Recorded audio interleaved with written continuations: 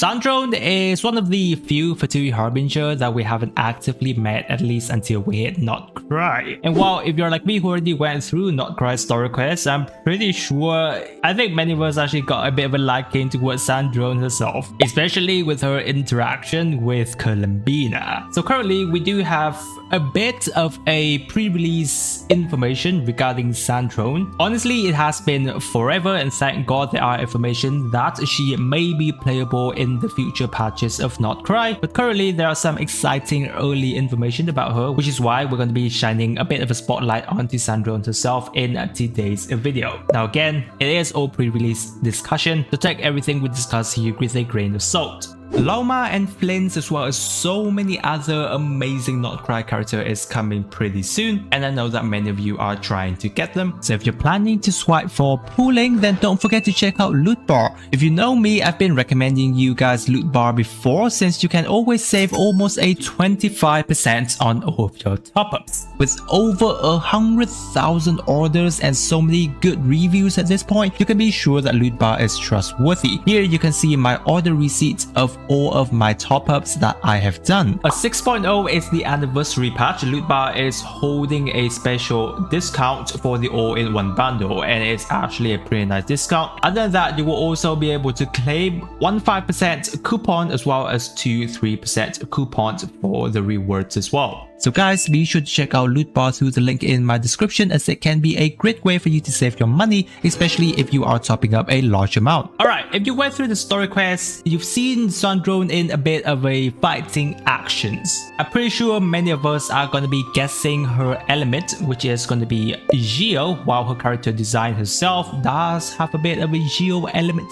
to it. So early information has been saying that there is a high chance she is Geo, but then since we are in Not Cry, and for a character to be Geo, most likely it's going to be surrounding kind of like a lunar Geo element, or basically from our guess it's going to be Lunar-Crystalized. And yes, that is definitely exciting, whereas we have seen Lunar Bloom and Lunar Charge has been not only buffing the newer character of Not Cry, but also past character have already been kind of buffed as well. So if Lunar-Crystalized does happen to be true, past Geo character, you know, like Noel Ningguang, very old character, those kind of things, Albedo, and yes, even Navia, one of the best Geo character we still got to date, which is going to be exciting. That is if it is not too much of an exclusive lunar reactions, because with the fact that there has been a lot of newer unit being very much tighter into team comps building, especially, you know, like Nefer. Durin is also being predicted. Many are fearing that Sandrone might be in the same niche situation, and yes, if she does end up to be too niche, I don't think I would like that either, because well, first thing, it just limits your team comp building a little bit way too much.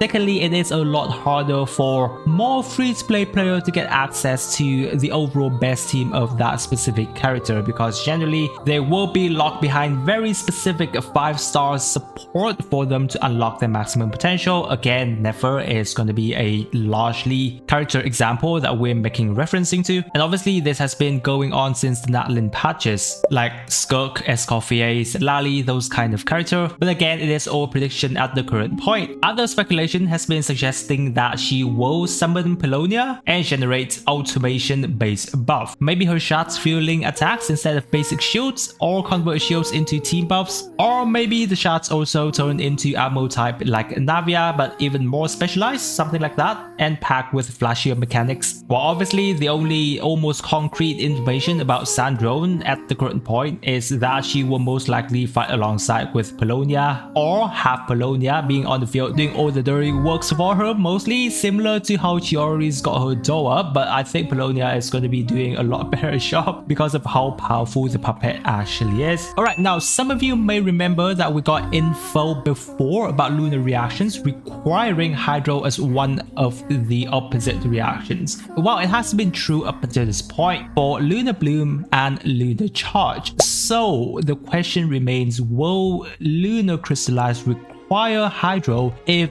that elemental reaction exists. From what we know currently, lunar reactions are supposedly made to buff some older reactions to make it more on the same level toward vaporize and melt kind of reaction, because currently vape and melt are still some of the better elemental reaction we got in the game, and current active lunar reactions are derivative of transformative reactions, not amplifying ones, which are vaporize and melt, and that's why we're currently having lunar charge and lunar bloom. There have been questions regarding whether or not we'll be getting kind of lunar vaporize. The comments has been saying that there's most likely not going to be lunar vape or melt, and most likely is only going to be lunar charge, lunar bloom, lunar crystallize, and lunar freeze can be likely. So before with geo-crystallized, there has been hydro element being involved as well. So with geo-crystallized has always worked alongside hydro, the lunar crystallized will most likely also work alongside with hydro. However, hydro requirement like lunar bloom and lunar charge is most likely not going to be the case, and lunar crystallized is going to be able to work alongside with electro, pyro, and cryo individually. That's for what lunar crystallized actually does specifically. It may provide offensive utility boost beyond normal shields, possibly fueling constructs as well as amplifying team buff even further, or even actually dealing shield